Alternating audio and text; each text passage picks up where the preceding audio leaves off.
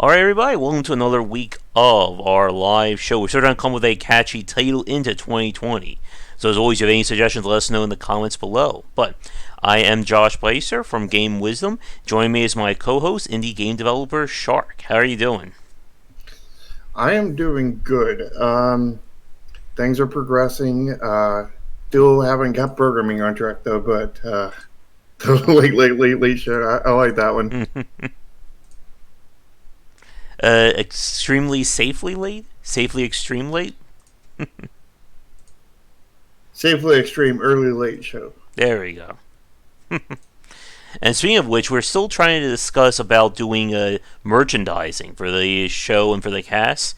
So if anyone has any comments on it, let us know. I'll be making a separate video, probably either today or tomorrow, on the topic. Just Yep. late enough show. There we go.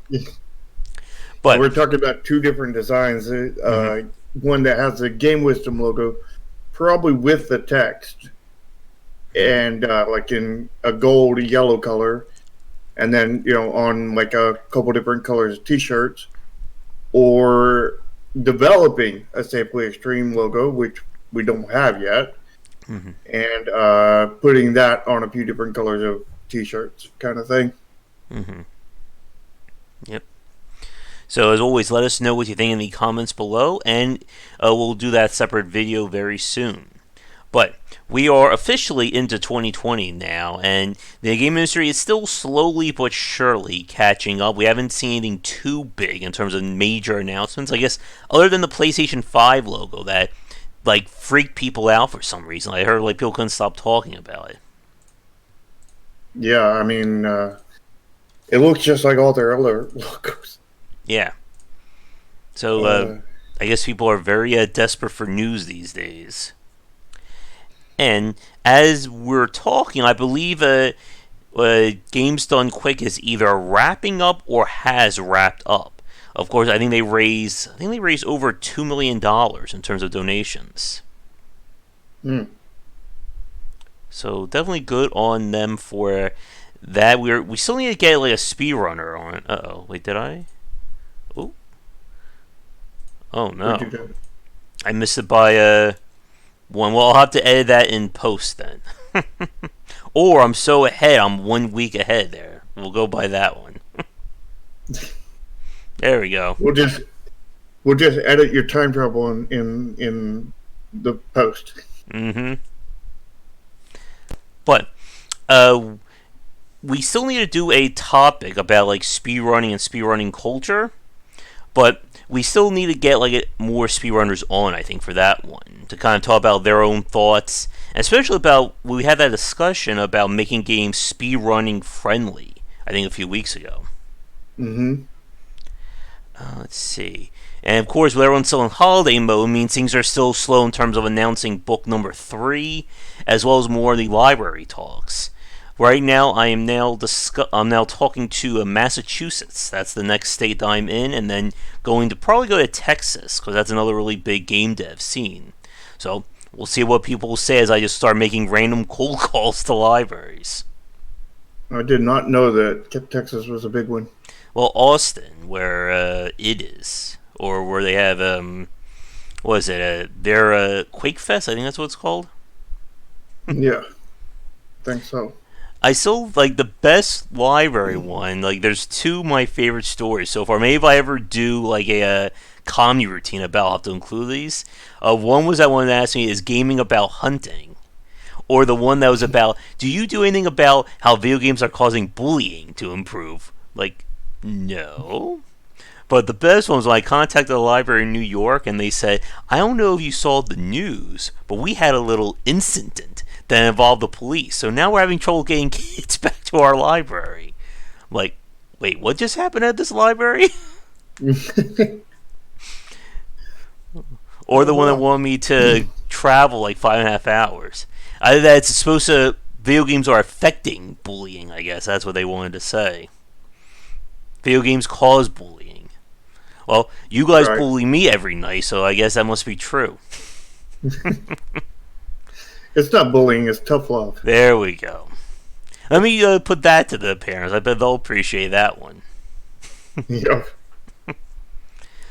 But I'm hoping to get book 3 locked in, and I really still debating whether or not to do horror or roguelike as the next book, because I think for this month, for the live kind of presentation I want to do is talk about roguelike light and any other rogue definition as the presentation.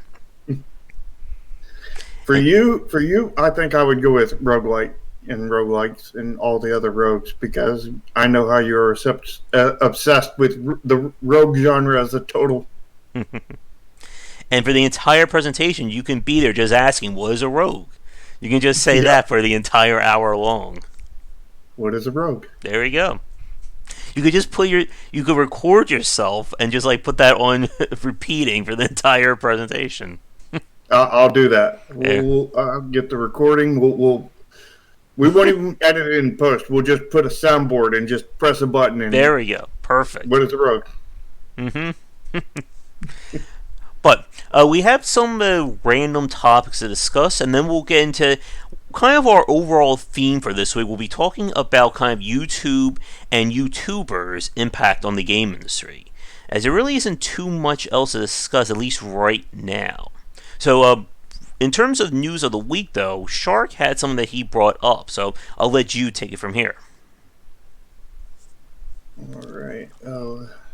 See if I can find the original topic. So this was an article posted by somebody I know, Mello, who runs the Sentinels of the Store Steam group.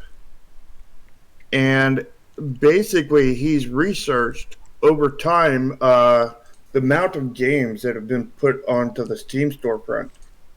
And if you look through like 2004, only 54 games, and you see like in 2005, 50 games, so it actually decreased, and then 2006, it shot up by 158% to 129 games total. But like you can see like the steady growth kind of thing besides that 1 year, all the way up until 2014, which, if I remember right, that was Greenlight when that launched, wasn't it? 2014. Could be around there. Let's see. But in 2013, it was 561 games, and then 2014, it jumped up to 1,359 games. Yep. Actually, doing a quick lookup, it launched according to Steam August 30th, 2012 was Greenlight. So right at the end, towards the end of 2012. Yeah. Which makes that increase even bigger kind of thing. But, then we are gaining, like, we went from 1,300 to roughly 2,500, then 4,400, 2017, 6,300, 2018, 8,200, and then 2019, something happened because we only did 8,400. So we only did less than 200 more games launched in 2019 than in 2018.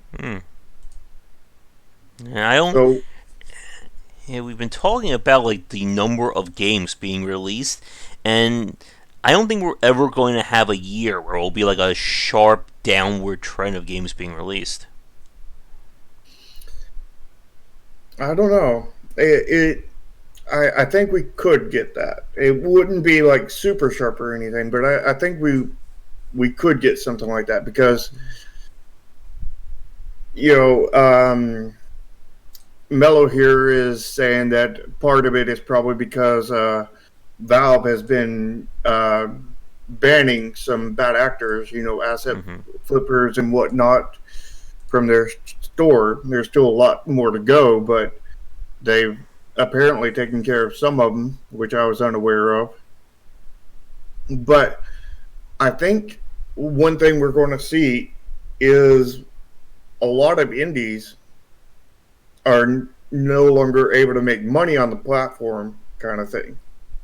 And I think and some of them are going to be making significantly less and unable to fund their studio going forward. So I think we will see a downtrend at some point, but I don't know how sharp that will be. But it's market equalization. You know, we have supply and demand. When supply is too high and demand is too low, then obviously some of the suppliers have to go broke.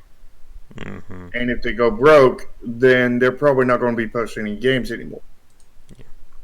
And the thing about the game industry that makes a difference, and when we talk about supply in this case, we are talking about unique products. Again, every game is its own unique selling point.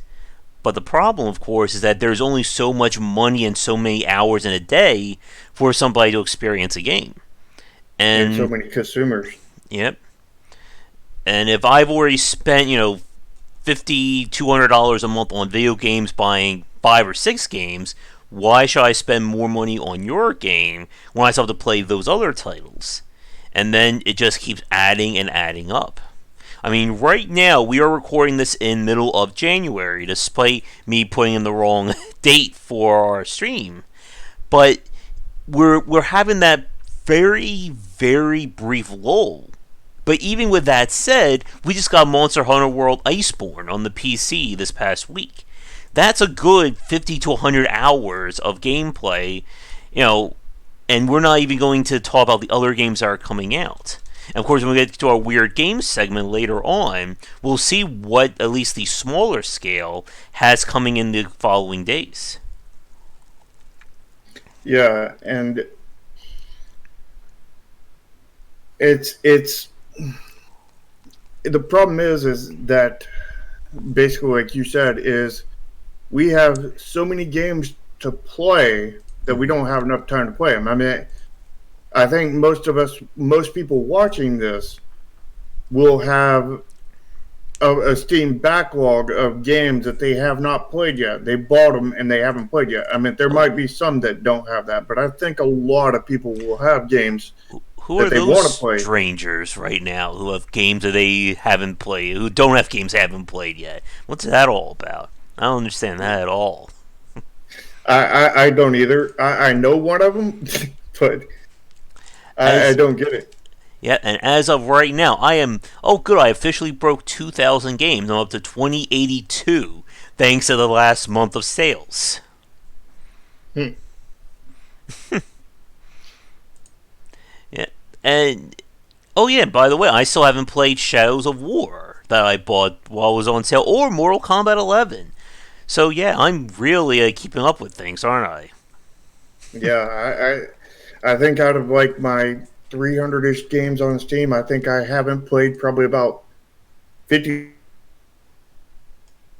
There's probably 50 of them that I barely played and want to go back and play more, kind of thing. Yeah, I would love. Does anyone know there's a way to track or to sort on Steam by most hours played to least hours played? Is there a feature? I know there's a way to sort based on have you ever booted it yet. Oh, please tell me how to do that, because I would like to know what games I've been missing. Let's see here. Oh my goodness. The grab bag just keeps getting bigger and bigger. Scroll to the top. Sort by recent. Okay. Yep. If you click the sort button, there's a place date where it says ready to play, locally installed, played, and then unplayed, and you just click unplayed, and then this is all the games you've never played. Oh, here we go. Okay, so according to Steam, I have 405 games on my Steam list that I have not played yet. Yeah, there's nothing wrong there.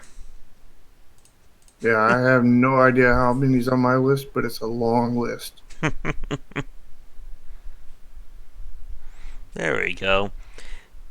And again, just like with the Steam list or with the wish list, I'll take one game off, buy five more, and then it'll be like I did nothing. Yeah. And then you go and buy, Hmm. 5 or 6 games on Steam and take your wish list from 48 and down, and then you come back to me 10 minutes later after you bought like 5 or 6 games, going in with 48 wish list. Come back, you Hmm. now own 5 more games, but your wish list is now 54. Yeah, it was 58 before the month of December. Now it's at 71. And you own how many more games now? Like 20 or 30 Yeah. more games. Hmm. It only went up by the wish list went up by 20 or so, even despite you taking about 20 or so off of it. Oh, jeez. But there's just way too many games, Hmm. and not enough time to play them. Another issue is that while gaming is becoming a huge huge kind of market, I guess you would call it, Hmm.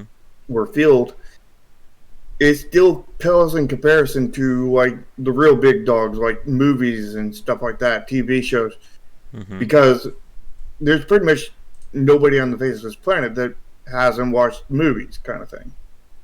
There are tons of people who have not played games, and even if and then you can narrow down that farther by not casual games, kind of thing, Hmm. and then you can narrow it even farther and farther. So like gaming is such a small percentage compared to it, which makes it a lot harder to make money at it.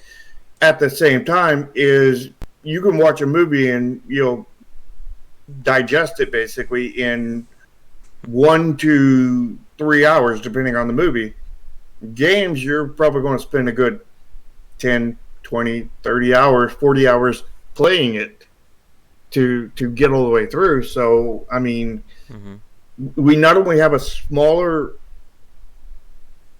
percentage of people, but we have a a lot more quantity Hmm. of each experience. And then the fact is movies. There's only what 20 that maybe come out in a month. Where there's what how many hundreds or thousands of games come out in a month. Yeah. It's just I mean, there's. very lopsided kind of thing compared to them. I mean, of course, there are indie films. I mean, one of my family members is actually he's actually in a starring role in like an indie horror film around here. I have not seen it yet. I don't really want to watch it. So I mean, there are people making smaller films and stuff like that. And I think one kind of relation to the game industry is that today you can have those smaller films having a place out there. At least, they can post it on YouTube or any other streaming platform. But it's still very much a case of, the major theatrical releases getting top billing. I mean, let's face it, whenever Marvel, any of the Marvel movies this past decade, when they come out, basically, that whole month is canceled for anybody else. The same for Star Wars, regardless of whether you liked or disliked the new trilogy, it still brought in a lot of eyes on there compared to everything else. I think, So what you're saying is we need like a Steam for indie movies, yeah, I think, and then let it get flooded, and hmm, then they get into apocalyptic situation. pretty much. And with like the whole movie side of things, I think another big point, as you said, like movies are a lot easier to digest compared to a video game. A movie's what, an hour and a half to maybe 2.5 to 3 hours on the longer end, compared to at least stuff like Lord of the Rings. A video game's a good, easily 5 to 10 hours plus, let alone the really good ones that are probably 20 to 40 hours, and that's on top of everything else that you're trying to do. Yeah, people will complain if a game's only 2 hours long. Mm-hmm. People will complain really hard and refund it really hard. Yeah. Where's Mojo after saying that too? Yeah, I should have summoned him. But I think with, like, again, so many games being released, as you said earlier, like, people have been saying for a while now that maybe one year there'll be a huge, cut in terms of games. So according to the people you were talking about tracking, there wasn't that big. But again, though, I think it's going to be very interesting to see what's going to happen this year, even next year, with the fact that we're hopefully, rumors abound, getting a brand new console generation with, PS5, Xbox, and whatever Nintendo has in store. Yeah, and with the new consoles, you you should probably see a wave of higher technology in a lot of games, kind of thing. Mm-hmm. But I wouldn't exactly expect that from the indie side That's of what I was things about to because, say. yeah, Yeah. But we've definitely have seen, we've said this many times over, how much the bar of quality has gone up from the independent space this past decade. The fact that, Unreal, Unity, there's probably a few other engines I'm forgetting off the top of my head, have allowed indie devs to really push things from an aesthetics point of view. I mean, we saw that with Grease, Ori and the Blind Forest, trying to think of some other really, like, standout graphical indie games. Any come to your mind? not particularly. But the thing is it's I don't think it's so much the engines. I think it's more like just that the artists they hired or were part of the team were they had a really good aesthetic already, and they were just really went after it and went to make their game Mm-hmm. aesthetically pleasing from the beginning. Yep. Because Ori and the Blind Forest is not like a intensive game on its own. Like the Mm-hmm. graphics are amazing and everything, but the gameplay and everything, it's pretty similar to your normal platformer kind of thing. With a few twists, kind of thing, like with Mm-hmm. being able to shoot yourself. I mean, it has like a kind of like a simulated graphics, simulated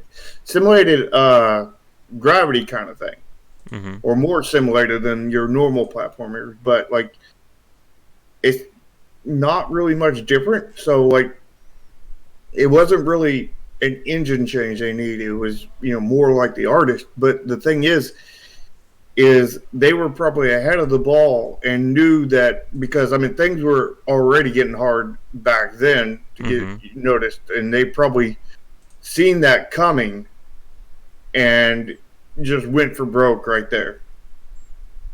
Mm-hmm.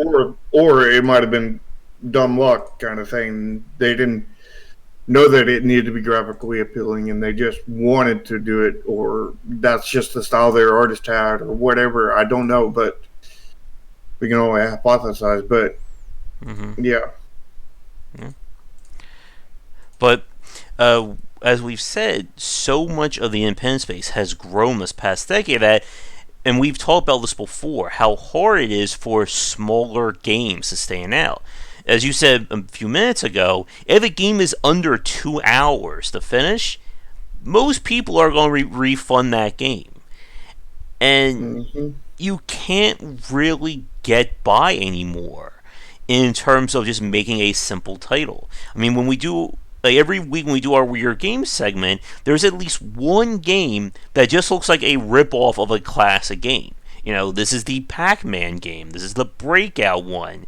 There have been a few Snake clones as well, and that stuff is just not going to work at all. You're not going to. I don't think you can make any money these days just saying, I'm going to make Pac Man again. yeah. I mean, I definitely would not recommend making a game like that to sell. That kind of game would be good for a first kind of game that you're not going to sell. Yeah. Like I would suggest, like Breakout, any kind of Atari game or any kind of really basic game for your first game but do not sell it because it won't sell. You'll just be wasting your money. Yeah. But it's great to learn with by making something like that. Yeah.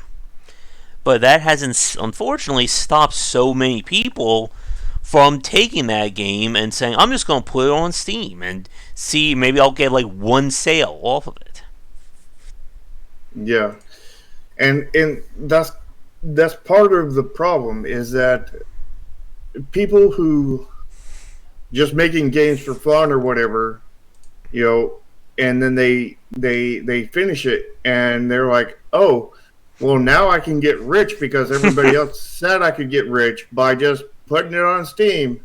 So I'll spend $100 and put it on Steam, and then they make nothing and flood the store, kind of thing. And it's bad for them. It's bad for other developers. And it's good for Steam, because Steam gets that $100 and doesn't have to do anything with it. So. Mm-hmm. But I really wish that first of all, the whole rumor of just put your game on Steam and it will succeed would go away. It's technically not a rumor. It's technically old news that is no longer true, is what it technically is, because back in the day, that used to be true. You used to just be able to put your game on Steam and you would succeed.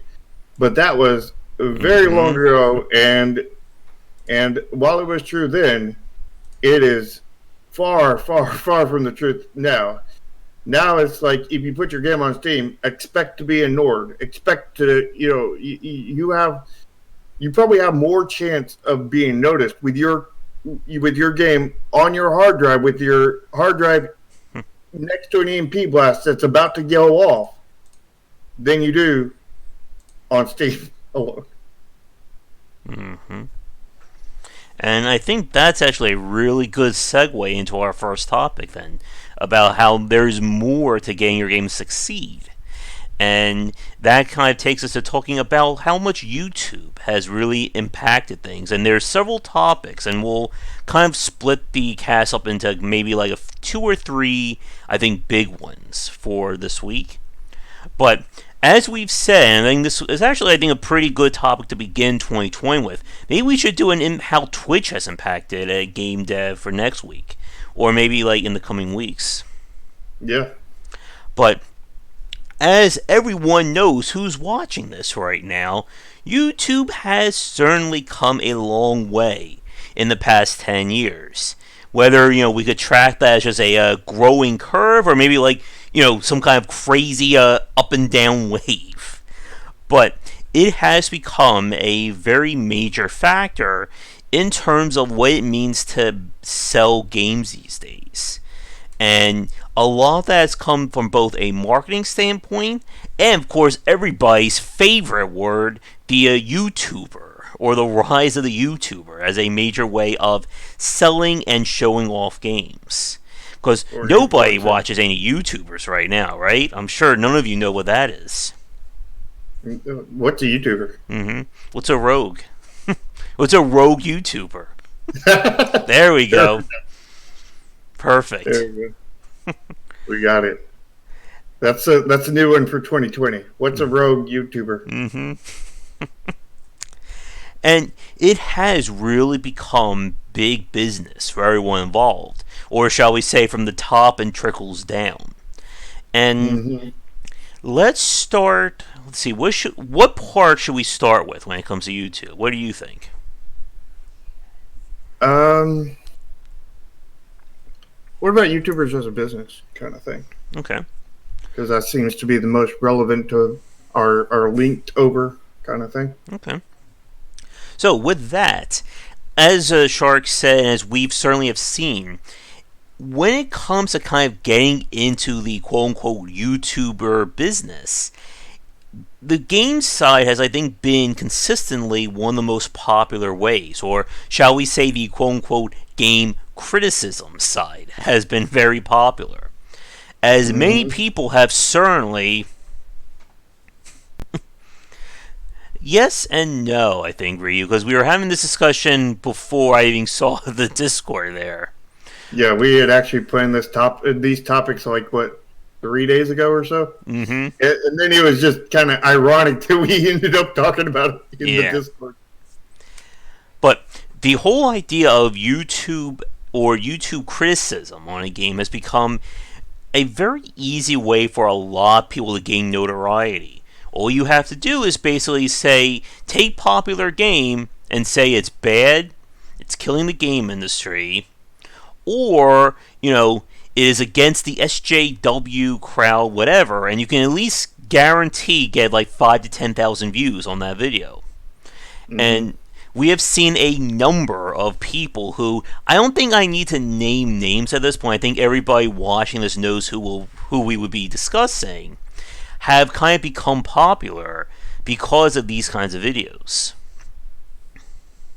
Yeah, I think you're going on the first one, the YouTuber drama one. Mm-hmm. And while it may seem like a joke to people outside of YouTube, it has become a very big factor for game developers.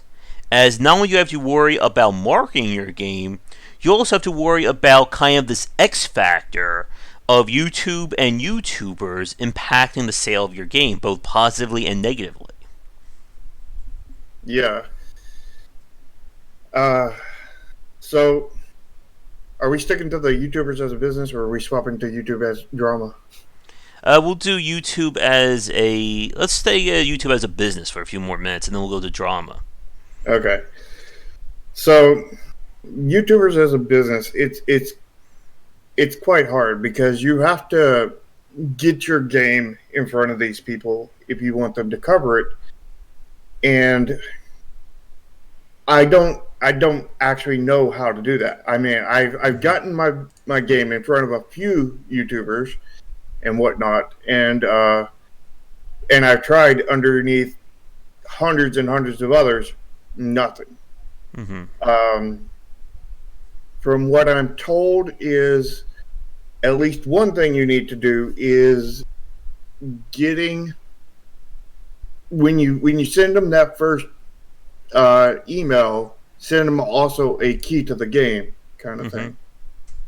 Josh, what's your experience on this kind of thing with having developers contact you and whatnot to play their games? Well, I think I may be more of a weirder exception to the rule, as because I do the indie spotlight, I will just take anything and say, okay, I'll add to that spotlight. So I don't worry too much about that. But for, I think, traditional YouTubers who are more, more conscious about, what they're putting up each day, they're going to be, I think, a lot more discerning in terms of the games they'll get. And if your game doesn't immediately hook them, or if they can't figure out some way to spin it into a video, they're just going to pass on it. And we're not even mentioning the YouTubers who will charge you to do first looks, spotlights, whatever. Yeah, I just personally, and this could always change, but personally, my view right now is I would never pay a YouTuber to receive a free copy of my game to cover it, kind of thing. Because, I mean, it doesn't make sense from my side of things, because I spend all the money to make it, and then I give you a free key to it. Give you basically 3 years of my work or whatever it took, and all the money that it took to do that, and then you have to be paid to do it. And then when the YouTuber does it, then they're going to be making money off of their video, their ads, and getting content for their thing. So it's like I'm like if I were to pay them, then I'm putting out myself. I'm putting myself out there 5 ways, and they're taking themselves in by 5 ways, and it's like, ugh.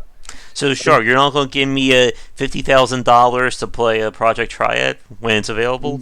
No, damn. I'm not going to give you $50,000. Like, I think that if I were to ever pay a content creator to do a video, I would, number one, have to have more money than I have now, and number two, I would make a requirement that they cannot run ads on that video. They can't. They can't run ads. They can't get a sponsored, a sponsor ad or anything. It is just the game because they are being paid for the game. Yeah. And if they're getting paid for the game, they shouldn't be putting ads in something they paid for, kind of thing. Something I paid for. Yeah, like when I do my when I take the library presentations, like the best one I put up on YouTube, I make sure that's one that's going to a library. I don't put any ads on that because technically they paid for that presentation. Mm-hmm. And don't forget the YouTubers who ask for multiple keys to do a giveaway or whatever for that game as well. So now they're getting paid. What is it, like 4 or 5 different ways? Now, to a board fan's point about pennies from ads, that is definitely true. Like I can tell you, even with the ads on my videos, it is not livable money off of ad revenue, and that's why I always say that doing YouTube, it's while you may be doing it for a living, it's not really a full-time job because there is no real guaranteed money being a YouTuber. This is why people go for the sponsored content. I mean, I must have hit some kind of magical point in the algorithm getting to 5,000 subscribers because I'm getting emails from developers about doing sponsored videos, but they're all in like broken English for products I've never heard of, and it just sounds so damn scammy. Exactly, Algaro. Yeah.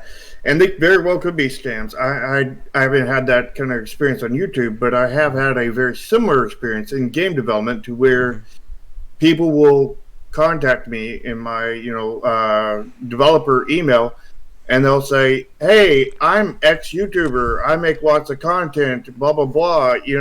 Send me 15 copies of your game." Yeah, send me 15 copies of your game, and then when I look at it and do research into it, I find that they have a separate email. It's not the email that's listed anywhere. It's not. Or, it's not even any. Or they don't even exist to begin with, and they're just fake YouTubers or whatever. And like, there's so many different ways, and I have found that 100% of the ones I've received were all fake. Don't forget the ones that they'll say they have a big time YouTube or Twitch channel, and when you go on it, like the last video or stream they did was maybe 2 years ago. Like it's just like a static channel that has no. It's just kind of there as kind of false proof that they are legitimate. Yeah, the issue is I didn't even get anybody that legit. I didn't even get anybody that was legitimately the person. They just haven't done it in so many years. They were just all like just strictly scams. They wouldn't even like, oh, I'm a legit person. I just haven't done anything in forever. No, these were just all scams. Every last one of them. So like, I would actually, really love to at least advance up to the tier that you're talking about. Yeah. And it is tough to be a YouTuber. Again, like, that's the point, or that's one thing that we should definitely hit on, that what we're talking about to get to that level, this is a good parallel to game development. The people who are established definitely don't need to work as hard as people trying to, break in. It's the same thing being an indie developer.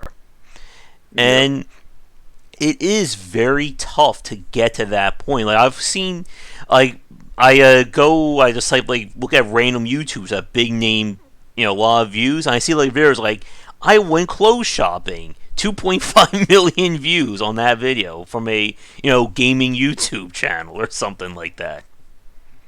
I hope they bought some bathwater. I think you guys want to see that, right? Josh goes to buy a T-shirt. I'm sure I'll get like 100 million views on that one. Probably. And when you're trying to get like in a gaming YouTube or however we want to discuss it, it's very hard, I think, for a lot of people to understand what it means to do these kinds of discussions. Because there's, I think, two, and this could probably be a good segue in talking about YouTuber drama, that there's essentially, I think, two or maybe three kinds of categories of people who cover YouTube gaming. You have the people who are just doing like let's plays, very basic kind of stuff. You have the people who do the super long form. Like I would fit into that, but people like a No Clip, or I think there's a few other ones whose name I'm forgetting. And then you have the drama people. This game has murdered the industry, or I never believed so and so would rob me of my childhood, and those kinds of videos. Yeah. Am I forgetting any other categories? Not as far as I know of. Mm-hmm. At least as of gaming, anyway. Yeah. Before we swap over to the drama, though,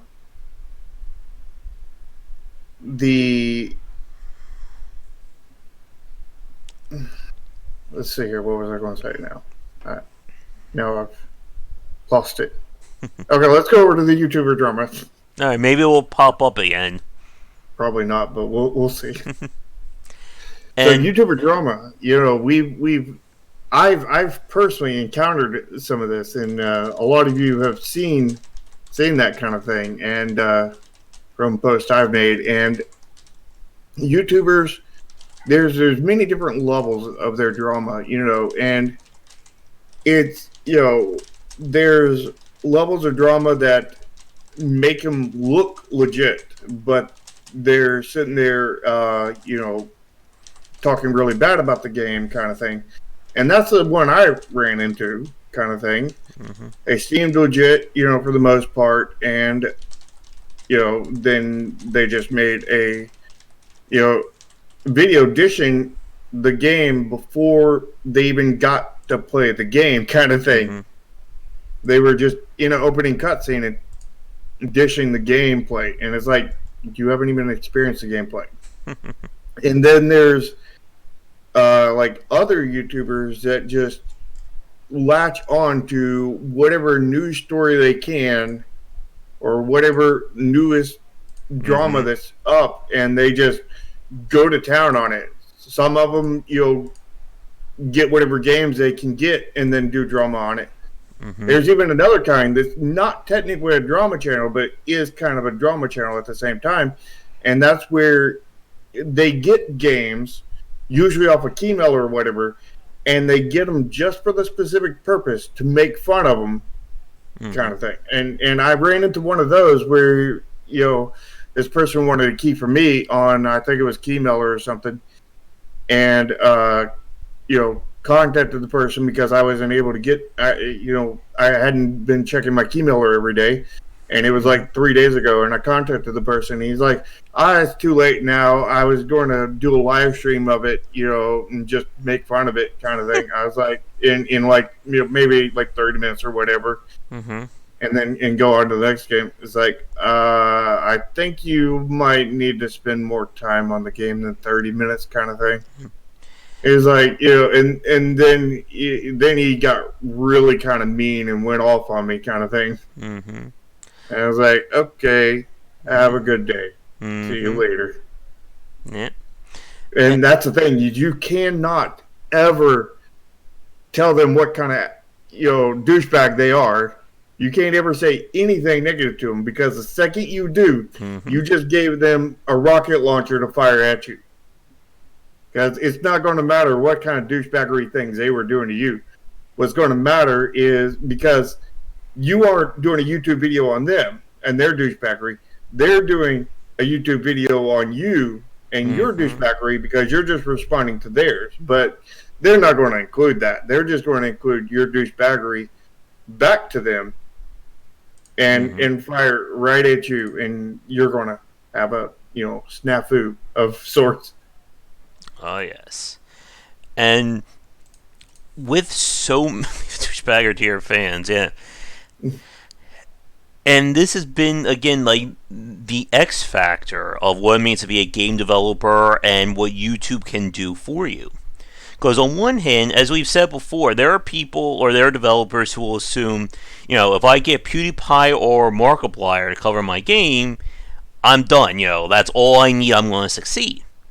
But just in that case, you can have somebody cover your game as kind of a hit piece. There are, again, if I name any names, I'm sure it will get out there. But of course, you guys know who we're talking about, who will basically say anything bad about a game and kind of like target that game for their fan base, saying, these developers did so and so, and how dare they, and all that. And that can just sink your game, because then that news spreads and then somebody else will cover it, and it doesn't matter if the original piece was a lie or not, because now you have 10, 15 YouTubers saying the exact same thing, so of course it must be true. Yeah, they all get onto the gravy train. And the only way you're going to get PewDiePie to cover your game is, number one, if he is a close personal friend that you've hung out with at least 30 days of 2019. Or if you happen to be watching this video a little bit late, 2020, of the year roughly that you're in, kind of thing, of the current year, whatever you're listening to this. So if you're listening to this in the year 2300, you better have been hang out with him at least 20 days if you want him to in that year, if you have any chance of him covering your game. Otherwise, no. The other way is getting really lucky, which you have probably a greater chance of winning the lottery and getting struck by lightning 3 times on a single day, kind of thing. So pretty much count that as out of the question too. And the other way is by getting a lot of smaller YouTubers to cover it. And then PewDiePie sees that your game is getting covered by a lot of other people, and says, "Hey, maybe I'll cover that one." And that is the most possible. That is the highest likelihood chance of ever getting them to cover it. Mm-hmm. That said, it's going to take a lot of work to get a lot of smaller YouTubers to cover it, kind of thing, and you're going to have to get lucky on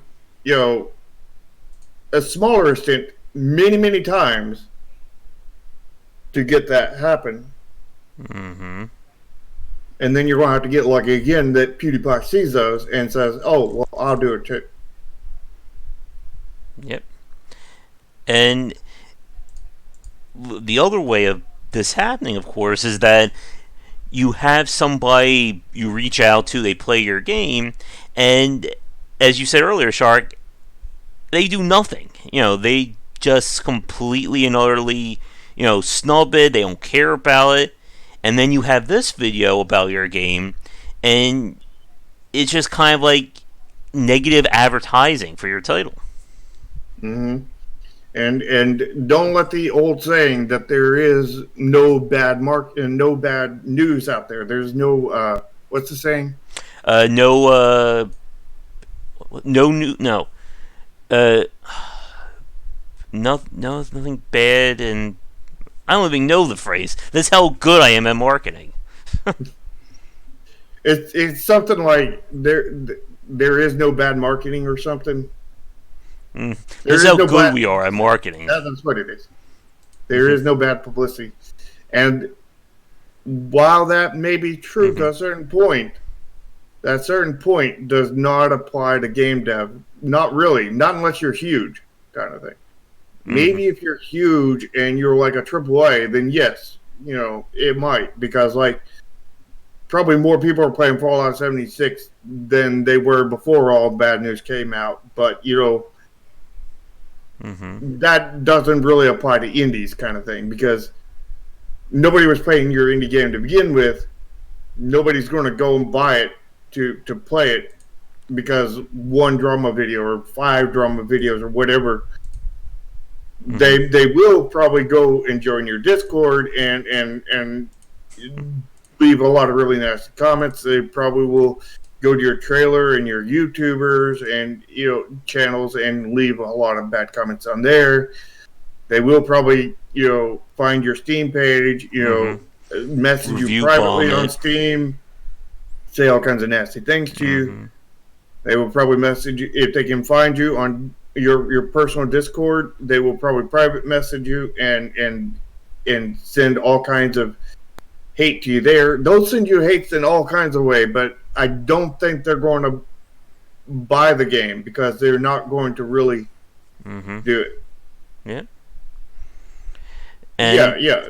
They'll discover the game and just the way we discover, like if you guys have ever seen any channels on asset flips, you discover that those asset flips exist, and you say, "Oh, I ain't gonna touch that," kind of thing, and it ain't gonna get you to number one. Oh, he left a bad review on this game. Let's it's an asset flip. Let's go play it and find out. Kind of thing. It's not going to be that. It's not even going to be. He left a bad review on the game, and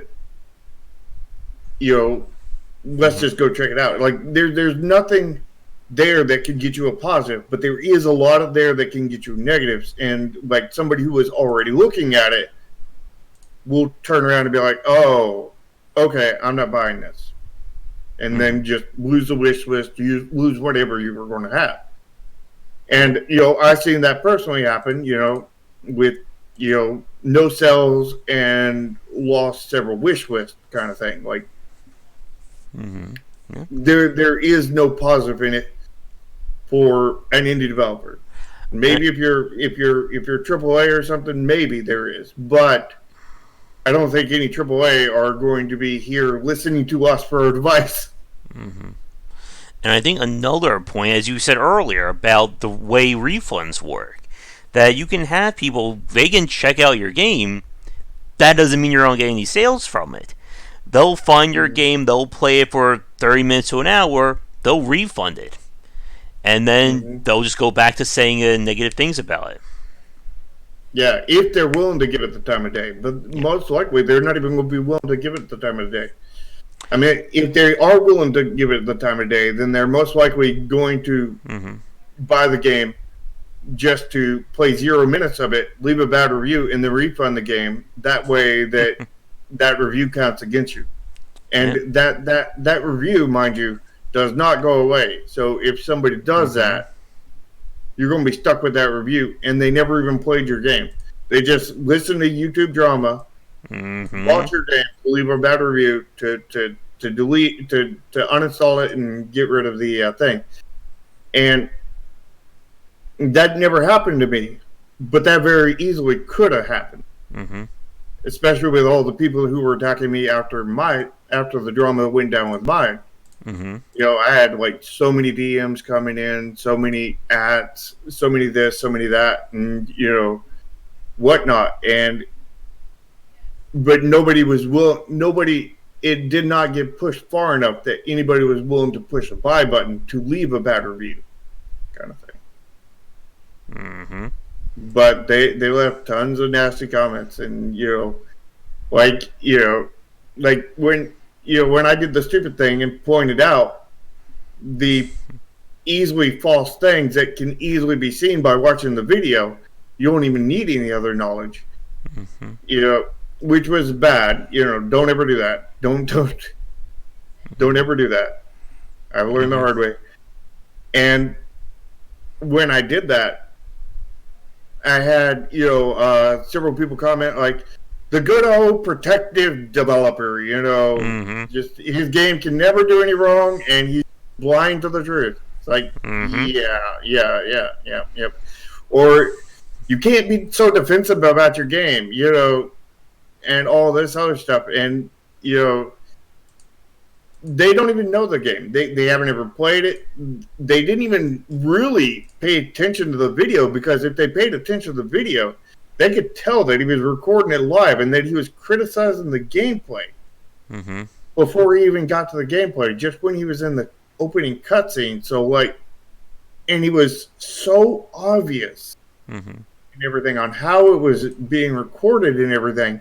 And then it was also so obvious that at the end he comes back and you can hear the mic cut, and then he just lays into it, with all kinds of shit, kind of thing, because that was after we had talked for a bit, and got mad, kind of thing, and he just wanted to just really lay into it. So he just edited out what he was going to say at the end, and then edited that in, his big rant at the end, and it was so obvious. But these people are his fans. They aren't my fans. They aren't anybody else's fans. They are fans of him. So what he says is going to be right, no matter how wrong he is in their eyes. Unless you have a few people that are aware of his bullcrap and will point it out. But that is unlikely unless they're just hate watching his channel, kind of thing. So I did, and the hate watching is just a whole another issue that I don't even kind of thing. Like for my fans, they'll side with developers. They'll just point out how bad I am at the game, right? Pretty much. Yeah, and this has always been, again, that very weird thing about how much YouTube has impacted what it means to make a game. Because as we were saying earlier, in terms of the drama videos, if you remember that Ooblets developer, when they announced they're going to be an Epic Games exclusive, you had all these people who claimed, and this could probably be a segue into talking about YouTuber knowledge on games. Maybe we'll do the weird game segment, and then we'll go to that as our final part. But you had all these quote-unquote, experts in the game industry say, the Ooblets developers are the worst people I have ever seen, and how dare they, because they're on Epic Games. Not, completely ignoring stuff like the Slaughtering Grounds, EA's heavy surprise mechanics and stuff like that. But how dare they go to Epic Games exclusive? They are killing the game industry. Well, I think the main thing that kind of set off the whole Ooblets disaster wasn't so much that they went to Epic. It's that they basically joked around about it and made kind of like smart-ass remarks kind of thing. And they hoped that, making that kind of thing was going to be like, basically they're joking around. They needed this money, so they're going to do that. The kind of leading people to joke around to lead them to, the actual kind of cause, because they can't really say that kind of thing publicly. But not everybody knows how to take a joke right, especially when you phrase it the way they did, kind of thing. Yeah. And I think that poorly phrased joke is the main thing that started controversy and just ramped up from there, kind of thing. But even if they didn't do that, joke, they would have still probably got bad publicity over it. But at least when they responded back to it, they probably wouldn't have gotten such continuing backlash, and it might have actually developed into positive kind of feedback kind of thing. But after they did that joke at the beginning, anything they said after that was just more ammo to throw back at them. Yep. And again, you have so many people who will latch on to that. Again, how many people covered, the whole Ooblets catastrophe, just to latch onto that bit of news cycle for their channel. And then, and I was just about to say, and this again goes back to the idea of the whole YouTube algorithm, which I'm sure is loving this stream right now, or this recorded video for those of you watching it like that. Yeah, that's what I was about to say. The reason why they latch on to those kind of is because of mostly because of the YouTube algorithm, which is one of I think one of the biggest downsides of YouTube as a whole is the algorithm. Like the algorithm tends to reward bad behavior and punish good behavior, kind of thing. It rewards clickbait and punishes not clickbait, and then all the people watching hate clickbait, and they say don't do clickbait. But the second you stop doing clickbait, and you're dead as a YouTuber, you know. Mm-hmm. Yep. And it just rewards bad behavior and punishes good behavior, and that leads to once a drama gets started, once one YouTuber makes a big drama, oftentimes a lot of other YouTubers, if it makes a big enough stink kind of thing, a lot of other YouTubers will grasp onto it. Luckily, my drama didn't make up a big stink kind of thing. So nobody else picked it up after that. But if it did get a lot of views and everything, and it did make that big stink, then everybody would have started picking up on it. Because I want a part of that piece of that pie.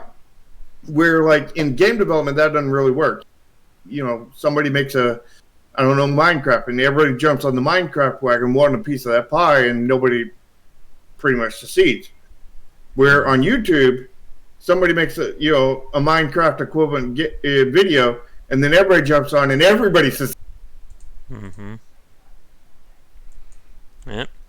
And we see this even with the games that get covered as well.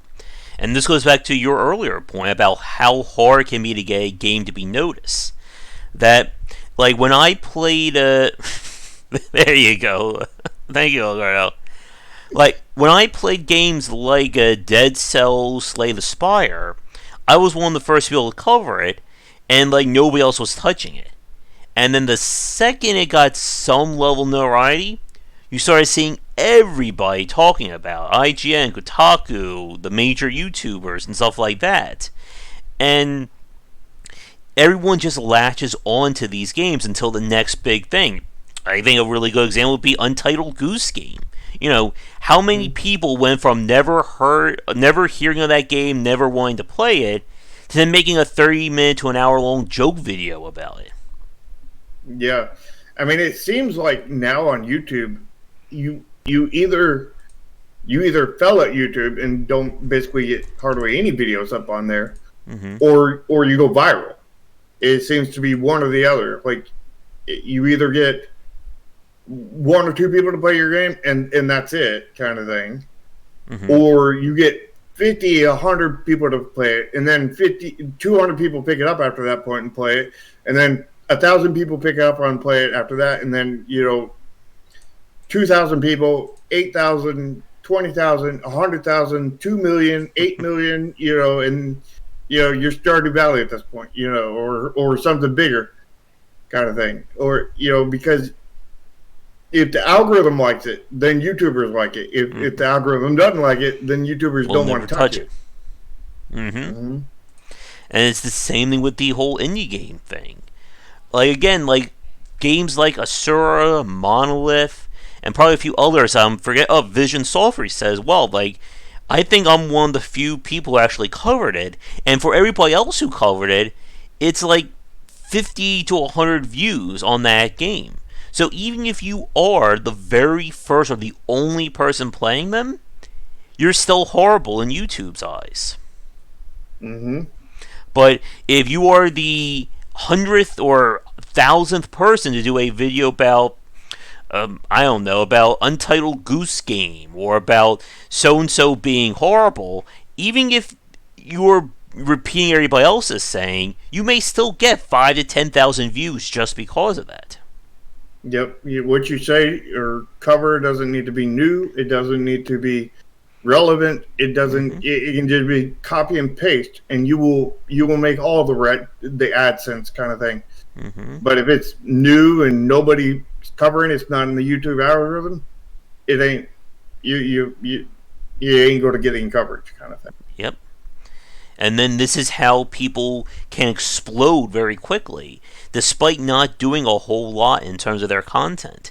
I think the scary part is that there are people who are more famous than me, who do even less work in terms of their editing and hookup than me. And I'm very light in the grand scheme of things as is. And this goes back to what we talked about earlier about PewDiePie, and him covering your game. Just if PewDiePie covered it, and how we talked about how that PewDiePie ain't going to cover it unless, several reasons that ain't going to work, and the one that does work about getting several smaller YouTubers to cover it so that PewDiePie notices it. And PewDiePie notices it when the algorithm notices it. Mm-hmm. That's when PewDiePie notices it. So if you don't get the algorithm to notice your game, PewDiePie isn't going to notice your game. Oh, yeah. But if you get the algorithm to notice your game, you don't need PewDiePie to notice a game, because you're going to have tons and tons of other people noticing your game. Is this what we call a catch-22 or something else? Yeah, kind of, yeah. And it just is one of those cases where, as a developer, as we've said, like, once you start succeeding, just had my mic there, once you start succeeding, it's very unlikely for you to fail. But just to get that ball rolling, you're going to do 100 to 200 times more work than anybody else to get it started. Mm-hmm. And a lot of that time, you're going to be spent basically making no money whatsoever. Oh, I just read the first part. I thought, for instance, I got to hire strippers to walk around here. That would help, right? Yeah, that would get you some views. There we go. Some demonetization, or it might not even get you demonetized. It might just get you marked as kid friendly. There we go. Exactly. And that's the thing about background strippers. There we go. We just invented something right there. Yep. Now it's going to be a new thing on YouTube with background strippers everywhere. Yeah. And it's going to be grabbed up by the algorithm, and that algorithm will support it, but it won't support your first video because we're the ones that originated it. Of course. It wasn't popular back when we did it. It's only popular after. Yeah. And going back to like what I do with YouTube, and so like I said with the ad revenue, it is like it takes a very long time. I've been doing this technically, well, now going on 4 years, like professionally. And for a good 3 years of that time, or I'm sorry, for like 2 years of that time, I was making pennies a month doing YouTube. Not pennies a day, pennies a month. It's taken this long to just barely get, maybe, not counting Super Chat, maybe $60 to $80 of just ad revenue. And yeah, that's not paying bills anytime soon. And this is why people go for the whole sponsor stuff. But again, it's that case of when you look at it, it is so, what's the term I want to use? Not toxic. It's so brand killing to your image when you do those videos. I think doing sponsored videos are fine as long as you do proper research. You get a sample of whatever product they're selling. You spend time with it, and if you approve with it, then you do the sponsored deal kind of thing. So you're not sponsoring something you don't approve of. You're sponsoring something you do approve on, and they're paying you for it. Mm-hmm. But a lot of people don't do that. A lot of people just, join Raid Shadow Legends. Mm-hmm. Which I still haven't gotten anything about that. I haven't gotten a G2A sponsor at one point. I can't even get Raid Shadow Legends. What the hell? Yeah, really. Jeez, I'm not... That's weird. Man, when I even can't get, like, the easiest one, what does that say? Yeah. And then all of a sudden, Raid Shadow Legends popped up advertisement right here. There we go. They're coming. You see, like the screen start turning staticky and everything, and then Raid Shadow Legends. Mm-hmm. Or better yet, as we're saying this, like, again, when this is recorded, YouTube puts ads up automatically. There may be a Raid Shadow Legends ad going right now as a banner on the bottom of this YouTube video. Yeah. And there, Oscar's got the El Gordo's got the new name for the podcast, the Raid Shadow Legends Weekly Show. There we go. It's done. We've got the name now. We're Now you done. see some background strippers, and we're good.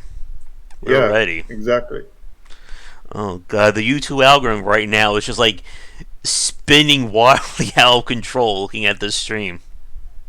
Exactly. Let's see, they mentioned YouTube, but they also mentioned strippers. They did mention Raid Shadow Legends. So who does this video appeal to? Exactly. Who's the market for this? But Uh, I think with that, let's do our weird game segment, and then we will move on and talk a little bit about the other part of YouTube. And again, the knowledge YouTubers have about the game industry and the games they play. That'll be an interesting one. I'm sure that won't get me in trouble either. Nope. Let me get things here. And while we were talking, I did some multitasking. I sent YouTube an email about the issues with the CSS not working with their new studio. So we'll see if we get a response there. Probably not.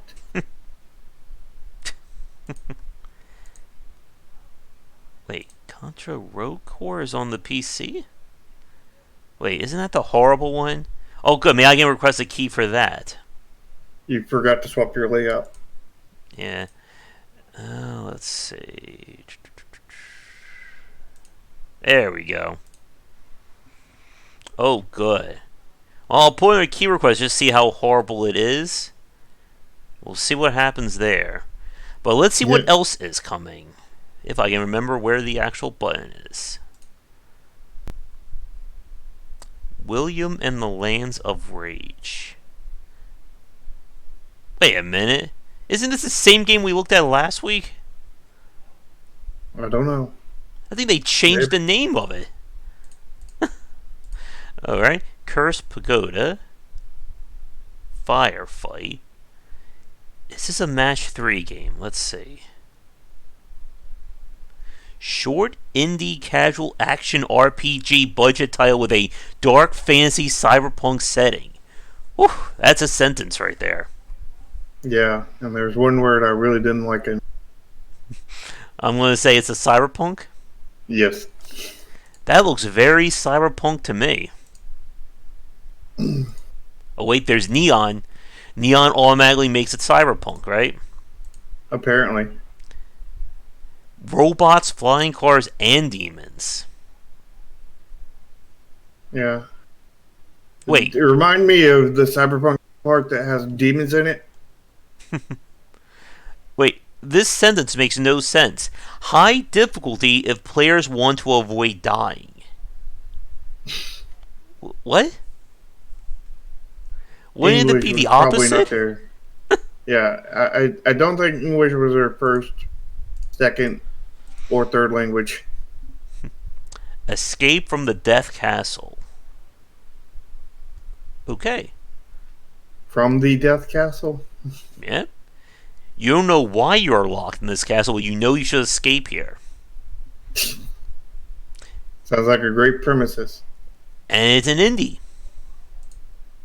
Oh, it's indie genre? Not even a roguelike tag. Shake Your Body. We're not clicking on that one. Above Earth. Like that. Ooh, one button platforming. Isn't that a endless runner? No, it's an endless platformer. There's a distinct difference there. Here, God's Challenge. Okay, I was not expecting this. What the hell is this? This is a VR fighting game. Oh, you have an offer there from Morpheus. Oh, that's like a sixth of your ad revenue kind of thing. Yeah, very much. You can get it back just one simple click.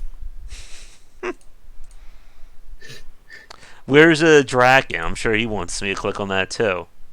Moe World War II 3 Deluxe Edition. What? It's World War II 3. World War 20. Is this World War 23 or is this World War II and 3? So they Or make is it this? World War Five. Yeah, or it could be World War Five too, or maybe it's World War Three minus two, and so it's actually just World War One.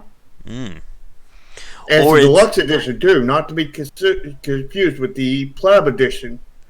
and it's or maybe it's World War Two, but it's part 3 of 2. You have to beat the first 2 parts to get to the full World War. Yeah, could be. What is? I think we looked at this one. Wait. Oh, it's a hidden object game.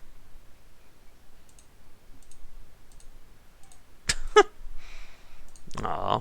We need a good game based off Dr. Jekyll and Mr. Hyde. And we've summoned Draken. There we go. Orange Blood. I was not expecting that by that name. Yeah, I'm not seeing any orange there. Wait, was that orange or was that yellow? It's a little orange. There's an orange chip at the bottom. Yeah, there we Oh, go. there's an orange picture. The You didn't pixel even art click isn't on that it. bad. Yeah, pixel art looks pretty good. But is this in? Is this an indie game? Is that what you're about to say? Or is this even in English? Oh wait, I say English right there. Use simple controls. There's a dog too. Is it an indie tag? Yes, it is. I might request. Might should request a key just to check that one out. Alright. Maybe we'll get it for the indie spotlight. Yeah. I mean, that detail on that screen right there is actually really impressive. Mm-hmm.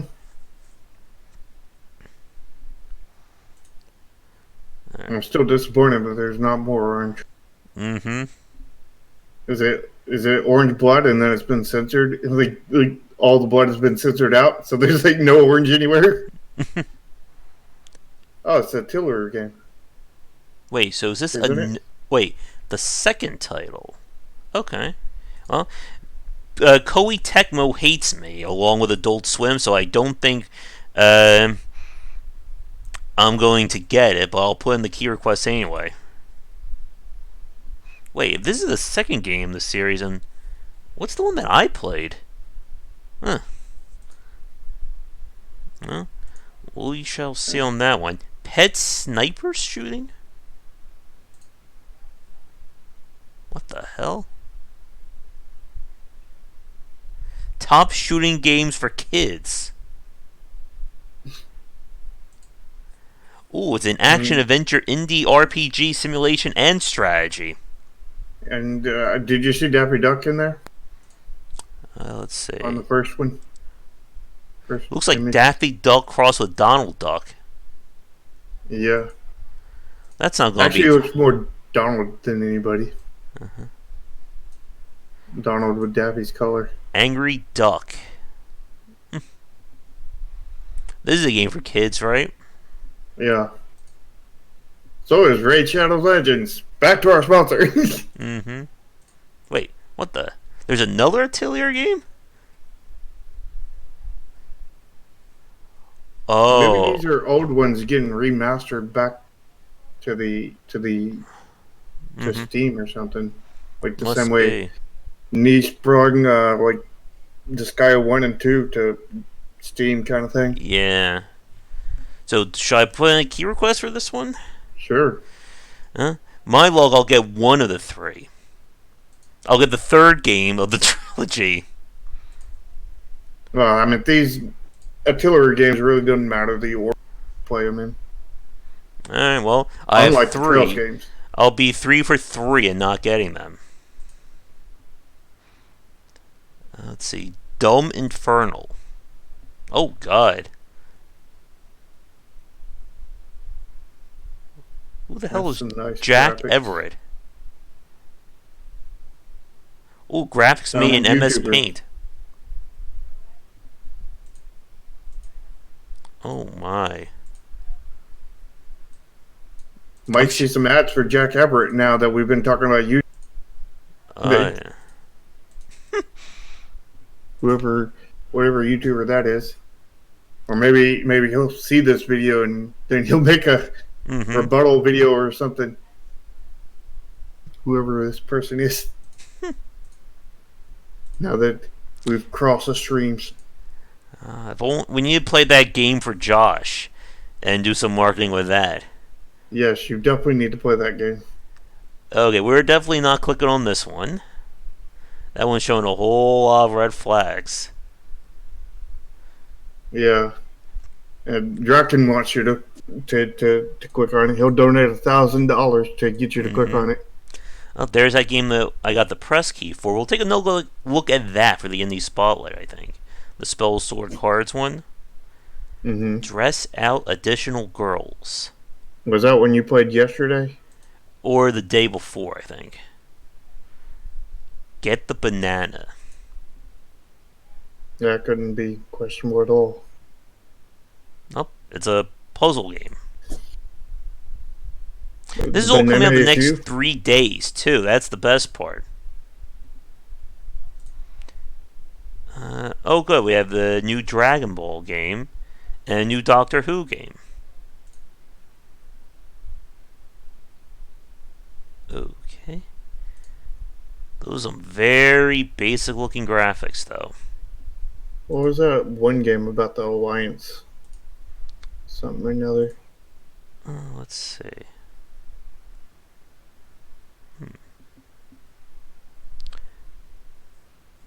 This is from the Bravely Default people, is it? Yeah, sort of, kind of looks like it. Being published by Nice. Oh, you know what that means, right? It's going to be 100 hours long? No, the fact that you need to push a button and request a key. Well, we'll see. Oh, good. I'm requesting RPGs. You know, games that only take 50 hours a piece to finish.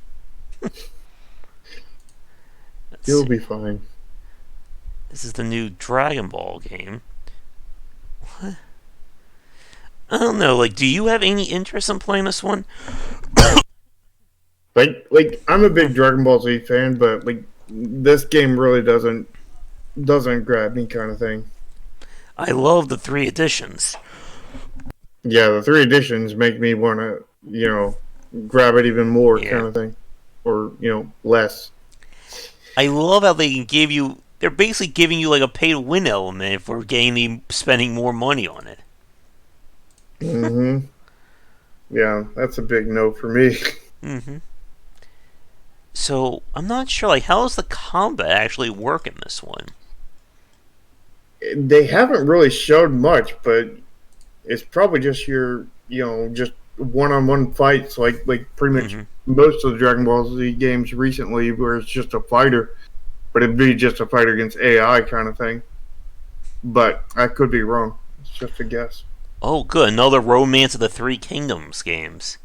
Although, I shouldn't make fun of them. They are incredibly popular and very deep in terms of their designs.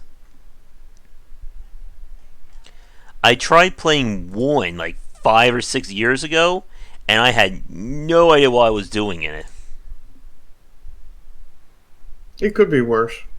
Could be worse, I reckon. Oh, good. The English UI is coming at the end of February. Huh? Koei Tecmo already hates me, so I mean, I can't make them hate me more, right? Just request all their games. Maybe somebody will accidentally click approve. I would be interested in that, but I think that'll have to be like a donation incentive, or if it goes on a very deep discount. Because I don't really play the Total War series. Tower of Shades. Short game, which you start at the end. Well, that kind of makes a very quick RPG, doesn't it?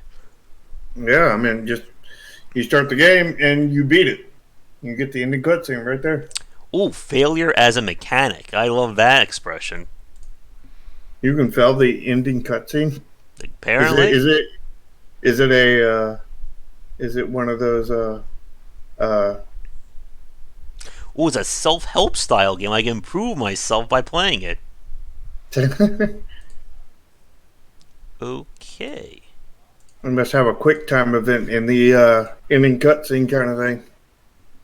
You know what? I'm gonna request it for the spotlight. Maybe we'll get that. Although there have been some indie games I'm surprised I did not get press keys for. Like I'm sure it was like maybe like one of 5 people may have actually put in the key request for it. Adventure Boy Jailbreak. Busty Hentai Mosaic. No, we're not clicking on that one. Are you sure? Could a $1,000 donation talk you into it? Sure. How much to pay to get background strippers? You heard him, Draken.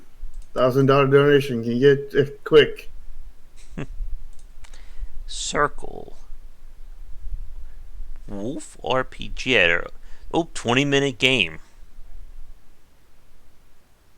What? Yep. In this game, they are some part of playing? I believe we were talking about this game earlier in our conversation. About games shorter than 2 hours. Yeah.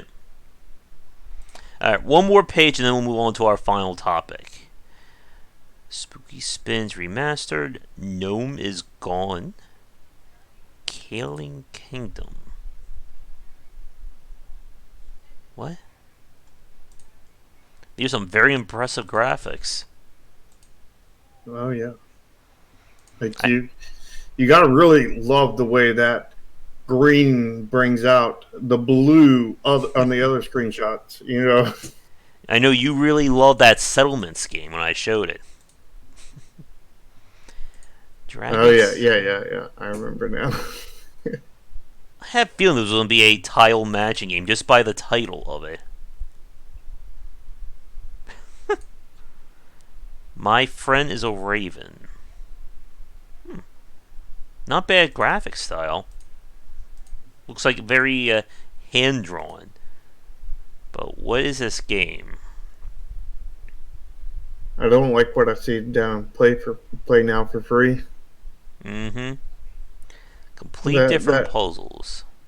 That leads into one or two pretty obvious models.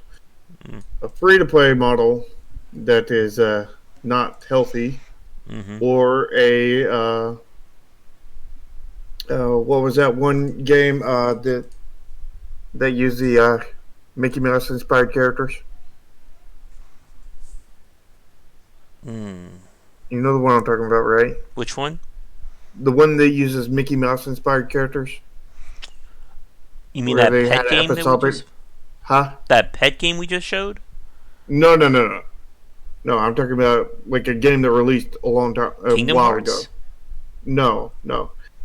It was it had an episodic release, and it was like a horror game based on Mickey Mouse, and you had Boris, the guy that looked like Goofy, kind of thing, and you had that one. You know, it had a very old style, and you were, animator. Bendy and the Ink Machine. That's okay, that one. Yeah, it kind of screams that kind of model as well. Human Delusion. Okay. Your world is outside in to inside out, so it's safely extreme. And the producer has a strong psychic awareness. Does he? Is it bad that there's so many games out there that exist that we can't even, we can describe Bendy and the Ink Machine, and we, like here in chat, it takes a while to even guess it. Mm-hmm. What? Okay then. I just got a genius idea, right? What's that game when you act out something and people try to guess it? Charades? Yeah. We need a game charade edition. There we go. And just make a game out of that. It'd be super popular. and maybe it'll you'll put a bunch of niche games in there, and nobody will be able to pass it. There you go. I didn't bring up Assura. Nobody will play that one, right? Yeah, nobody will you put other Sharks game in there. Vision Self Reset. Mm-hmm. Nobody will get that one. Except put for the people watching. Yeah, put Chromasia in there. Nobody will get that one either. Alright, but I think with that, well, we'll spend about 15-20 minutes on our final topic, and then we'll begin to wrap things up. So getting back to, again, YouTubers covering games, we can talk about kind of the lack of, or trying to, figure out their overall knowledge when it comes to these games. And like this was back, I think, a good segue from the drama point, where you'll have people saying, I've been playing games all my life, and I've never been, so shocked at this game, and it doesn't seem like they really do play these games. Yeah. And you'll have, I know I had a personal experience with this kind of thing, where, I was contacting streamers and such, for Project Triad early on, and this person contacted me back, one of the few that actually did contact me back, and she said that, number one, she wanted money. She didn't specify amount, but she said she wanted money. Mm-hmm. Or actually, no, she did specify amount, my bad, which was way too much. And what she was going to do with that money is she was going to play the game for, like, I think it was an hour or whatever, and stream it at the same time. Mm-hmm. And then, or no, she wouldn't go stream it. She was just going to play it for an hour. No publicity, just play it for an hour. Mm-hmm. And then she would write me a 2-page document on what she thinks I should change on the game. And it was, I can't remember the dollar amount, but it was something stupid, like $1,000 or something like that. It's like, and then you look at her channel, and she, she's your kind of stereotypical streamer that doesn't really have any kind of like knowledge into game development or anything, mm-hmm. like or really much into games, because she pretty much only plays like 1 to 5 games kind of thing, and she has a lot of knowledge on those 1 to 5 games, but anything outside of that, no knowledge, mm-hmm. kind of thing. And it's like, would I have been feeling every word on that 202-page review thing would be, you should be more like this game, you should be more like this game, you should be more like this game, kind of thing, like just over mm-hmm. and over and over again. And I was like, yeah, not replying back to that email.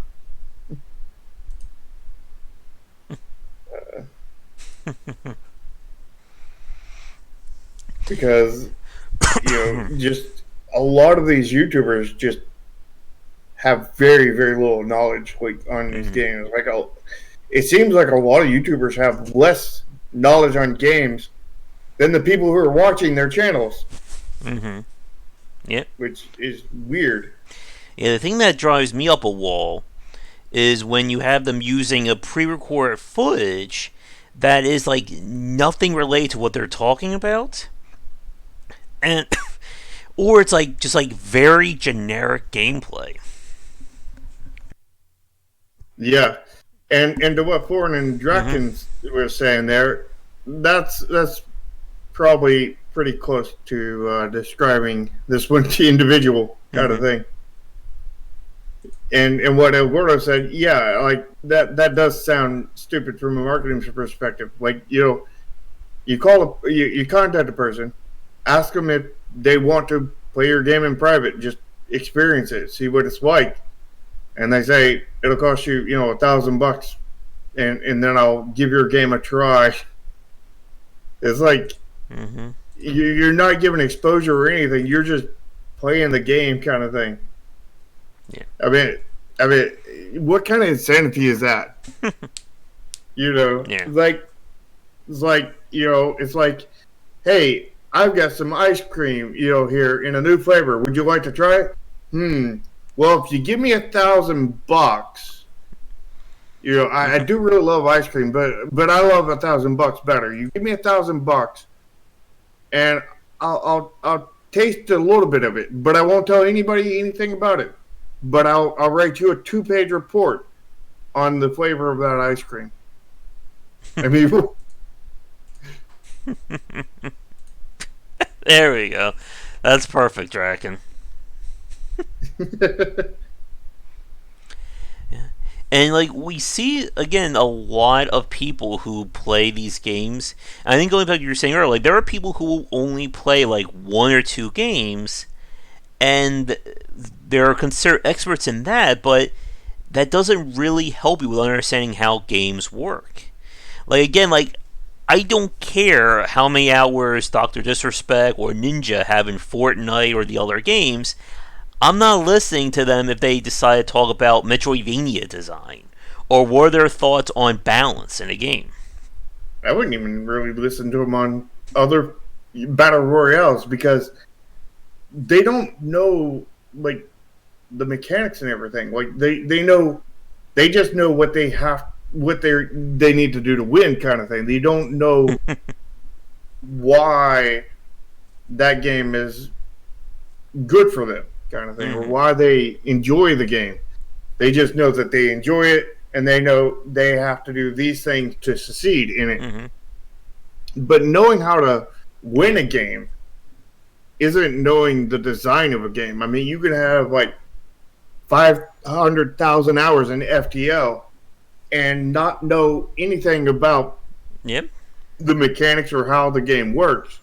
You just know that the game will give you this stuff, and you know that you need to pick certain things or else you're going to lose. But that's not actually knowledge of the design, kind of thing. So just playing a game doesn't give you the ability to break down the mechanics of a game. It's different skill sets.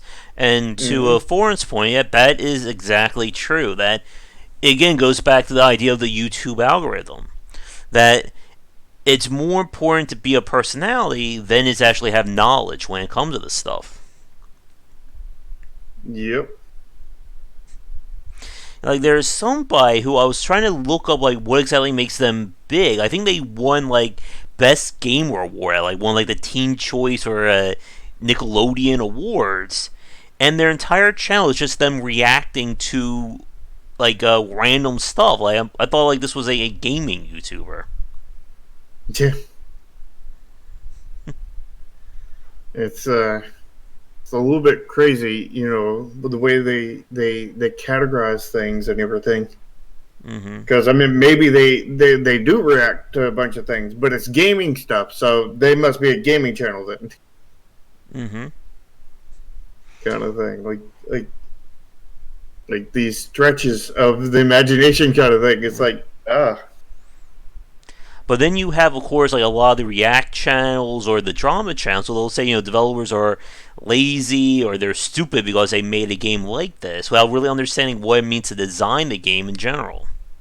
Or they can't really offer, a valid counterpoint of what they would do, what would be a better example of it. Yeah, there's also, there's a difference between gaming news channel and a gaming drama channel, kind of thing. And the sad thing is I know somebody, I don't know him, but I watch somebody who does cover gaming news, and he pretty much only sticks to bad news, kind of thing, because one, there's not very much good news, and number two is whenever he covers good news or games that he likes or whatever, YouTube hates his video and he gets he doesn't get any views, kind of thing.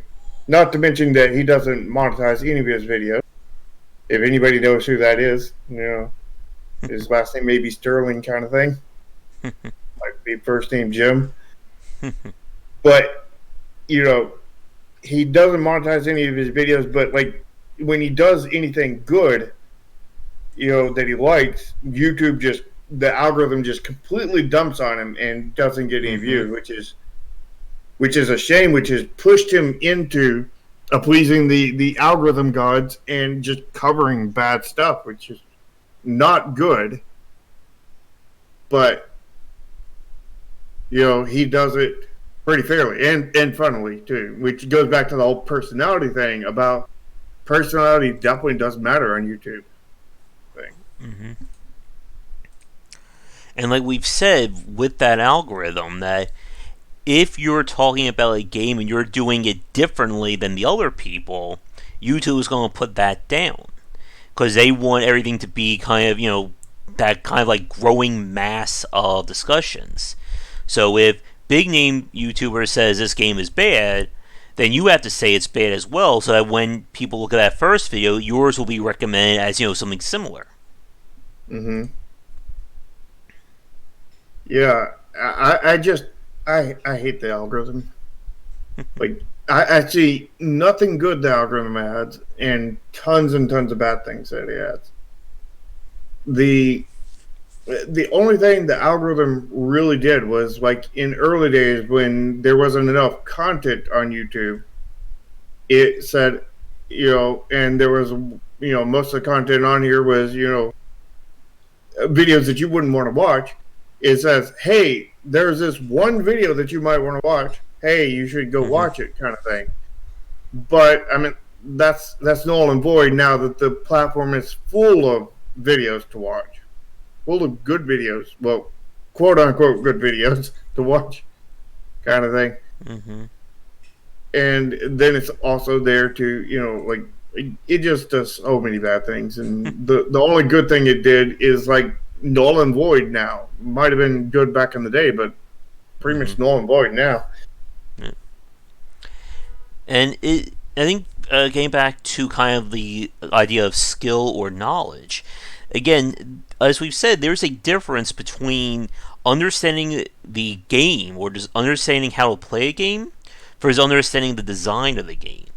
And I think this is a very interesting point. Like, as we've said, there are people who have dedicated channels to a singular game or to a singular genre. And they understand how to play that game inside and out. But chances are they don't really understand what is happening behind the scenes to make that game work. Yeah, a good analogy to this would be the fact is it's pretty much everybody knows how to drive a car. How many people know how to repair a car or or build a car in the first place? How many people know the theory of how the car works? I mean, not very many. Like you can know how to drive a car very well, but you do not understand the theory behind the car actually doing the things that it does. You don't know how to fix it. You don't know how to repair it. You don't know how to build one. You don't know any of these things. But, and, to have a real knowledge of game development, you would need to know kind of how things work, kind of thing. And that's a very specific kind of mindset, which I think anybody can have if they try to develop it, kind of thing. Oh, yeah. Again, we've said this before. It took me years of talking to developers to build up my critical sense for it. Yeah. Mine started at an early age because, like, back when I was, like, I don't know, probably about 8 years old, I was like, I had an idea for a Voltron game. I was like, well, what if we did Voltron and, like, you didn't just instantly combine into Voltron and you spent time as the Lions and you were just kind of platforming around like Mario or Adventure Island kind of thing. And you kind of shot like like a side-scrolling shooter like Gladius or whatever. And like me pointing out all those things, then it started allowing me, oh, this is an element of this is an element of this. Breaking down all these elements. And then like as I played games going forward, I kept on breaking apart the elements and dissecting it and everything until I got this understanding of all the different mechanics and how they worked with each other, which eventually, in my early adulthood allowed me to play these free-to-play games that were pay-to-win and I would dissect the mechanics and find out the min max way to just own really hard at that game. And as a free player in like the top 10, where the top 100 were all like $300+ players kind of thing. And I'm sitting here in the top 10 and owning most of them in combat where they're not even a challenge, because I knew how to break down those mechanics and find out exactly how to build a character that would just really own. And like if I had invested $10 $10 to $50 into that game, I could have been number one. And I did that on like, I don't know, like 8, 10, 15 different free-to-play games kind of thing. Like it wasn't just one instance. I did that on many of them, and that was because of my ability to dissect the mechanics and find out what exactly is the thing. But that's developer knowledge, or not that it's limited to developers. I mean, Josh is not a developer, but he's talked to many of them. He's definitely developed the skill and everything, and kind of realized. And yeah, I'm sure he's still developing the skill. I'm still developing the skill, because like I watch some of the things he plays, and I'm like, I can't figure out how that works just from watching it. But it's a lot harder to figure out from watching than it is from actually playing. But Josh can tell it when I'm breaking down stuff sometimes in chat. It's like, that was a pretty unfair death there, kind of thing. Yeah. And getting to what Laura said about YouTube's full opinionated people, this I think is one of the issues when it comes to talking about design and kind of the structure of these games. Because we'll have a discussion about, for instance, why Sekiro has plenty of issues with its design. And the issue is that because the common criticism is people saying it's too hard, or the game sucks, or things like that, it all gets lumped together like that. And we see this with a lot of these big name games, or with any game that gets a lot of notoriety. That anything that is trying to be above that gets lumped into it. Yeah, because the YouTube algorithm again strikes again and just categorizes stuff in column A or column B, and it'll parse it out based on that. And the algorithm has no nuance, no nothing, and it's just all about recommending stuff that's popular, and just throws it in a popular category, and it either recommends based on that. And yeah, exactly. To Algoto's point there, and this has always been another really big issue, that for a lot of the people who consider themselves experts on the video game industry, they don't really have any actual knowledge about what it means to play these games. Again, you can rant about a game for 5 to 10 hours and do that on a weekly basis. That doesn't mean you actually understand what it means to what actually is going on in these games. Like, I remember watching, for instance, like a big name YouTuber, again, I'm not going to try and name names to avoid at least some controversy. They did an interview with I think it was a journalist. And the journalist talking about how he has to, cover his sources, he needs to talk to developers about it. And he was like, well, why don't you just give me their names and I'll get in touch with them? I was just sitting there going, you want them to do your work for you, essentially.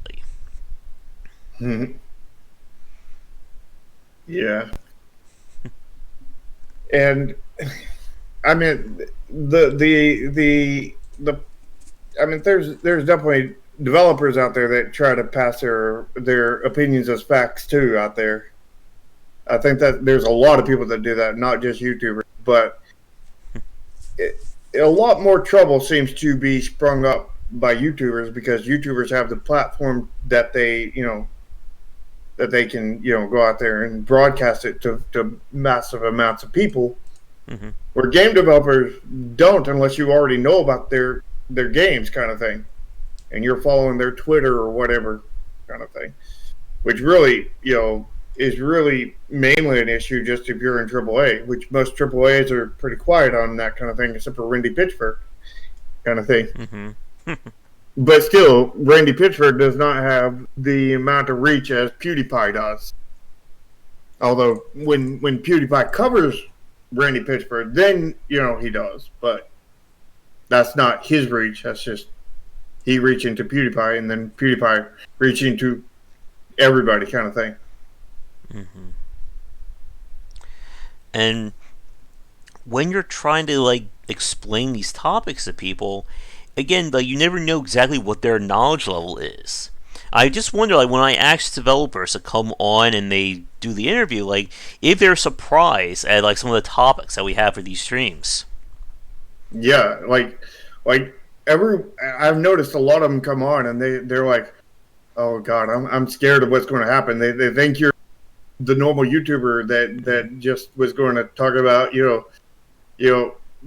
their favorite main enemy in the game, or this one moment when I jumped over here and lived, kind of thing, or any stupid insignificant thing there, instead of actually talking about design, real design of the game and everything. And then they're shocked about it and they're like, holy crap, this is not what I was expecting it to be. And then the next one they go talk to was like that, and they're like, ugh, kind of thing. Yep. But they want to come back because they're like, yeah, this was a good experience, kind of thing. Mm-hmm. Well, I've gotten a few people who've turned me down, and then they go on somebody else's show where it's just peacocking, or whatever the expression is, where they just want to talk about how great they are too. Mm-hmm. On this show, we just batter and break your game live on stream. So why is this design like this? Yeah, or I don't like this design of it. I mean, you'll probably never get the developers behind Sekiro on here. Oh yeah, that'll be good. Hey, I play all your games and I think Sekiro's horrible. What do you say about that? Would you come on for a cast so we can talk about how horrible Sekiro is? I still want to get Jake Solomon from XCOM on, because that'll be a 5-hour cast with all the questions I have about that game. Oh yeah. But we are starting to get a little bit long here, so I think we'll begin to wrap things up. I guess, do you have any final topics or any things you want to discuss for this one? Well, for game developers, I would say definitely be careful, kind of thing. Mm-hmm. You never say anything bad to the YouTuber in any way on the comment section or anything. Never point out their falsities, because the second you do is the second a lot of people are going to come after you, kind of thing. And that it's sad that it's that way, but it is that way. So don't say anything negative or remotely negative to the YouTuber, whether it's public or private, kind of thing, because it will come back to bite you real quick too. But that said, is you need to deal with these people, and because if you don't get YouTube videos made for your game, then it's going to be a lot harder for you to succeed, because that's going to be one huge leg of your marketing campaign just chopped right off. Mm-hmm. And it's a very powerful leg, so you definitely want that on there. You definitely want to go on Twitter too. And I don't like Twitter, but you need to be on Twitter. I need to be on Twitter. I'm planning on being on Twitter soon.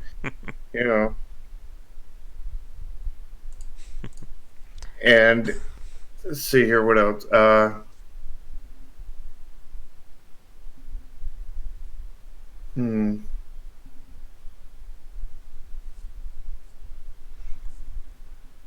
Be careful about any YouTubers you work with, and be careful about any offers or emails that come into you as a game developer, because you will likely get tons and tons of fake people claiming to be a YouTuber and they're not. There's somebody that wants a bunch of keys so they can sell on G2A, most likely. Mm-hmm. So when somebody contacts you and asks you for, especially if they ask for more than one copy of the game, be extremely wary that this is a plan to sell a whole bunch of games on G2A, because more than likely, unless you are a big known, developer, like the developer of Stardew Valley, which I don't think he should be listening to our advice at that point, kind of thing. Like if you're a big name like that, then yeah, I mean probably you're getting legit offers. But more than likely, if you're not well known as a developer, all the emails that you get are pretty much likely to be spam, or not spam, scams. The only emails that I have received on my account that have not been scams has been one from Keymailer, which you could argue that that's a scam itself, but that's a different story entirely.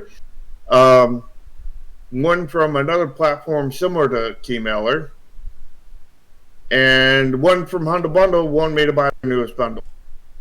Everything else has been scams. So, very, very high scam rate unless you are well known. And even if you are well known, which I have no experience on, you may still have hordes and hordes of scams at that point too.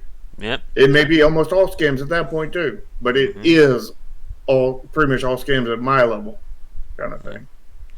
And you have to do your research. And it doesn't really take long either. If somebody contacts you, search their YouTube channel or their Twitch, see if the emails match. If you're still not sure, use that the email they have for their business account to reply back to confirm. And and of course, if this is a very simple one, if the name of the person who's emailing you has no relation to the email address, that's a pretty good sign there's a problem. Like if it says this is from Markiplier, but the email is Russian 3724, then chances are that's not going to be from him. Exactly. All right. But I think with that, let's wrap it up for this week. I'm still not sure what classic game we'll play for tonight. There's still plenty of 3DO stuff to look at, or one of my other consoles. But as always, you can follow me on Twitter at GW Bycer. You can find a link to our Patreon Patreon and Discord down below. And for you, Shark, where can people find you? Well, in the recorded version, you should be able to find my Discord link below.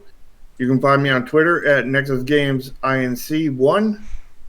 And hashtag soon, yet again, I'll be posting some stuff on there.